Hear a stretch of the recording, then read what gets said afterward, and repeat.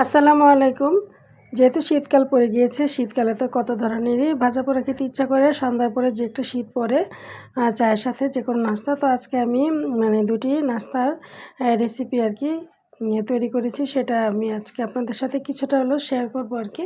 তার এতটা মজাই হয়েছিল আমাদের আজকের এই যে চিংড়ি মাছ আর মসুর ডাল দিয়ে আমি এই বড়াগুলো তৈরি করে নিয়েছি।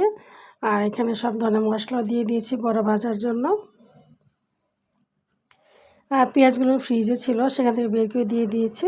তো যাক, মাখতে মাখতে এগুলো সব একসাথে মিশে যাবে আর কি, পেঁয়াজও নরম হয়ে যাবে। তো চিংড়ি মাছগুলো দেওয়ার আগে আমি সবগুলো মশলা একত্রে ডালের সাথে মিশিয়ে মেখে নিব। কারণ চিংড়ি মাছ এবার মাখা যাবে না, হাতের মধ্যে কাটা বিঁধতে পারে। আর চিংড়ি মাছ যাতে দেখা যায় এর জন্য আর কি আমি পরে মিশাবো। আর এখানে কিছুটা ডাল মাখা আমি উঠিয়ে নিয়েছি, যেহেতু আরেকটি বড়া আমি ভাজবো। আর এই চিংড়ি মাছ দিয়ে দিলাম, দিয়ে এখন এগুলোকে আলতোভাবে আমি মিশিয়ে নেব। তো চিংড়ি মাছের সাথে 2-4টা চান্দার গুঁড়াও আছে আর কি, যদি হাতে বিঁধের জন্য আর কি ধনিয়া পাতা কুচি দিয়ে তারপর আমি এরকম আলতোভাবে চিংড়ি মাছটাকে আর কি মিশিয়ে নিব। তো যেহেতু আমার রেসিপি চ্যানেল আছে, আমার ব্লগ চ্যানেলে অনেকেই কিন্তু যারা ভিউয়ার্স আছে বা যারা সাবস্ক্রাইবার আছে, সব ভাই আপুরা কিন্তু আমার এই রেসিপি চ্যানেল সম্বন্ধে জানে না। তো তাদের সাথে সামান্য একটু শেয়ার করা আর কি। পুরো রেসিপিটা তো আর আমি মুখে বলছি না, আপনারা আর কি দেখে বুঝতে পারবেন। আর আমার যেহেতু রেসিপি চ্যানেল আছে, তাই আর কি আপনাদের সাথে একটু শেয়ার করলাম। এবং রেসিপিতেও এগুলো আমি আপলোড দিব, অলরেডি ছোট একটা ভিডিও আপলোড দিয়ে দিয়েছে। আর এখানে কিছু শুকনো মাছ ভেজে নিলাম আগে, আর প্যানের মধ্যে তেল দিয়ে দিয়েছে। এই প্যানটা আমাকে আমার বাবা কিনে দিয়েছে রেসিপি তৈরি করার জন্য। তো কিনে দিয়েছে বেশ কিছুদিন আগে, এতদিন ব্যবহার করিনি। তো আর কি বের করেছি এগুলো ভাজার জন্য। তাকে দিয়ে দিলাম চ্যাপটা করে, ছোট করে ভাজে আবার বড় করে ভাজে। তো আমি প্রথমে কয়েকটা বড়া বড় করে ভেজে নিই আর কি। আর এই বড়াগুলো পেয়ে যাওয়ার বাচ্চারা কত খুশি হয়, সেই ভিডিওটা করা হয়নি, কারণ আমি চুলায় বড়া দিয়ে তাদের কাছে আবার বড়াগুলো নিয়ে গিয়েছিলাম যেগুলো ভাজা হয়েছিল। যে জন্য তাড়াতাড়ি দিয়ে চলে এসেছি, এগুলো আর কি আর ভিডিও করা হয়নি। তো আসলে খাওয়া দাওয়া যে কোনোভাবে বানায় না কেন, যে কোনো খাবারই দেখা যায় যে নিজের হাতে তৈরি খাবারই কিন্তু, সেটা যদি কম দামি খাবার হয় তারপরে কিন্তু বেশ মজা হয় আর এবং ভালো লাগে খেতে।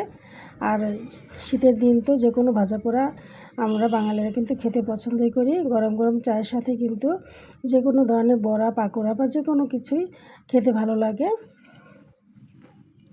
তো একটু মচমচা করে আর কি ভেজে নেওয়া, যেহেতু মুসুরি ডাল আর মচমচা হয়, খুব ভালো খেতে ভালো লাগে। অন্যান্য ডালও থেকে কিন্তু মুসুরি ডালের বড়া বা পাকোড়া খেতে কিন্তু ভালো লাগে, বেশি মচমচা হয়ে থাকে আর কি। তো এই তো ভাজা হয়ে গিয়েছে, এগুলোকে এখন আর কি উঠিয়ে নিয়ে তারপরে ছেলে মেয়েদের কাছে দিয়ে আসি, তারা খায়। তারপর আবার আমি কিছু বড়া এইভাবে ছোট করে আর কি বানিয়ে নিই। তো আমি ব্লগ চ্যানেল খোলার আগে কিন্তু আমার রেসিপি চ্যানেলটা অনেক আগেই আর কি খোলা হয়েছে। তো এখনও পর্যন্ত কিছুই হতে পারিনি, যেহেতু আমি খুব বেশি এটা ভালো শেফ না বা রাঁধুনি। আমি ঘরে যেরকম রান্না করে খাই আর কি, ঘরোয়া রাঁধুনি, সেই রান্নাগুলো আর কি আমি আর কি শেয়ার করি আমার চ্যানেলে। হয়তো অনেকের ভালো লাগে, অনেকের ভালো লাগে না।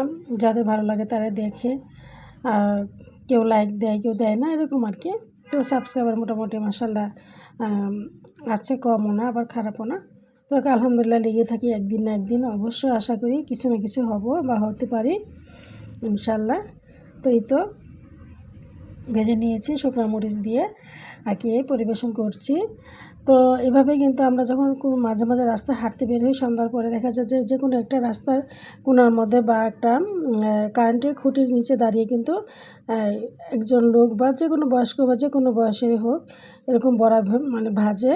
দেখা যায় ছোট্ট একটু আলো জ্বালিয়ে বা একটু মোমবাতি জ্বালিয়ে খুব সুন্দরভাবে গরম গরম ভেজে দেয়। আমরা ওইখান থেকে কিনে খাই, 5 টাকা করে পিস দেখা যায় যে, আর মজাও লাগে। এগুলো আরও ছোটো থাকে, আমি অনেক বড় করে বানিয়েছি, আবার ছোটো করে কয়েকটা বানিয়েছি আর কি। তো যাক, পরিবেশন করলাম, সেই পরিবেশনটা আপনাদের সাথে শেয়ার করলাম।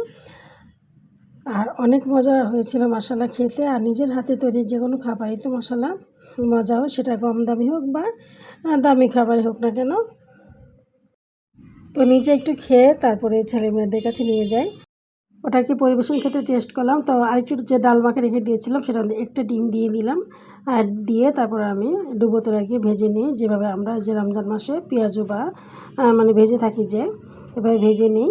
তো যেহেতু এটা আপনাদের সাথে শেয়ার করলাম, তাই খুব দ্রুত দেখিয়ে দিলাম। হয়ে গেলে উঠিয়ে নিলাম। আর যে ছোটো আকারে আমি বড়া ভেজে নিয়েছিলাম, প্রথমে যে ভেজেছিলাম। আর গরম গরম চায়ের সাথে কিন্তু সন্ধ্যায় এই নাস্তাটা যা জমে যাবে, যারা খেয়ে থাকেন তারাই জানে একমাত্র এটার মজা। তো আমিও দুধ চায়ের সাথে এই পাকোড়া পরিবেশন করি। আর মাশাআল্লাহ আমাদের বাসার সবাই এই যে 2 ধরনের বড়া বা পাকোড়া বানিয়েছি, অনেক পছন্দ করেছে।